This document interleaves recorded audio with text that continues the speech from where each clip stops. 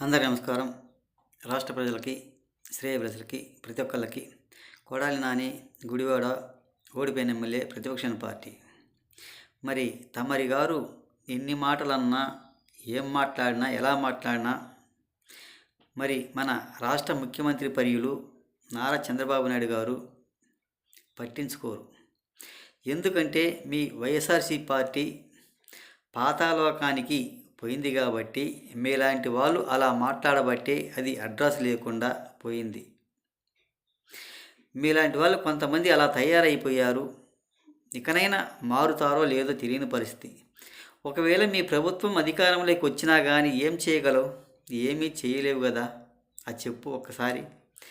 ఏది ఏమైనా అది అధికారంలోకి రాదు, నువ్వు చేయలేవు. ఏదో మీరు పిచ్చి పట్టినట్టుగా మాట్లాడతారు. అవునా కాదా?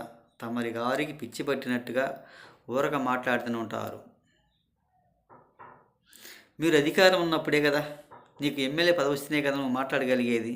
నీకు ఎమ్మెల్యే పదవి లేదు కాబట్టి మీరు ఇంట్లో కూర్చొని మాట్లాడుతూనే ఉంటావు.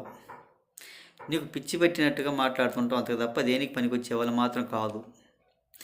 మీరు అధికారంలో ఉంటేనే ఏం చేయలేకపోయావు.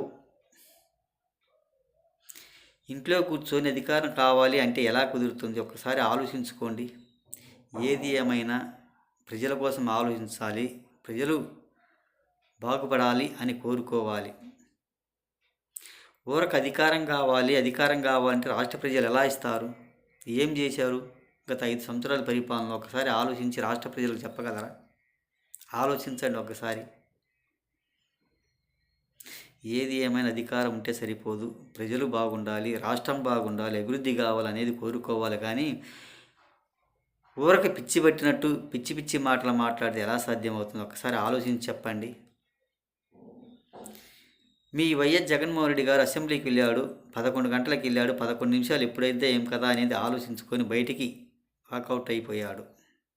అదేదో ఫ్లెక్సీలు పట్టుకొని మెడికల్ కాలేజీ గురించి మాట్లాడుకుంటూ గందరగోళం సృష్టించుకుంటూ బయటికి వెళ్ళిపోయాడు. అదేనా మీరు చేసేది? అదేనా మీకు పనితనం అంటే? ఒకసారి ఆలోచించండి. అసెంబ్లీకి వెళ్ళినప్పుడు కూర్చోవాలి. అధికార పార్టీ కాబట్టి ఏం మాట్లాడతారు, ఎలా మాట్లాడతారని ఆలోచించాలి. అంటే మీకు ప్రతిపక్షం కూడా లేదు కాబట్టి అసెంబ్లీకి వెళ్ళి ఊరక హాజరయ్యి వెనదిరిగి వెళ్ళిపోయారన్నమాట. అది మీకు వచ్చిన పనితనం అన్నమాట. ఏది ఏమైనా మీకు అసెంబ్లీకి వెళ్ళినా ధైర్యం లేదు మాట్లాడడానికి, ఆలోచించవలసిన అవసరం లేదు. ఇలాంటి వాటి కోసం వెళ్తారు. జనాలు సింపతి కావాలని అనుకుంటే ఎలా సాధ్యమవుతుంది? ఒకసారి ఆలోచించండి అని తెలియజేస్తూ ప్రతి ఒక్కళ్ళకి హృదయపూర్వక ధన్యవాదాలు.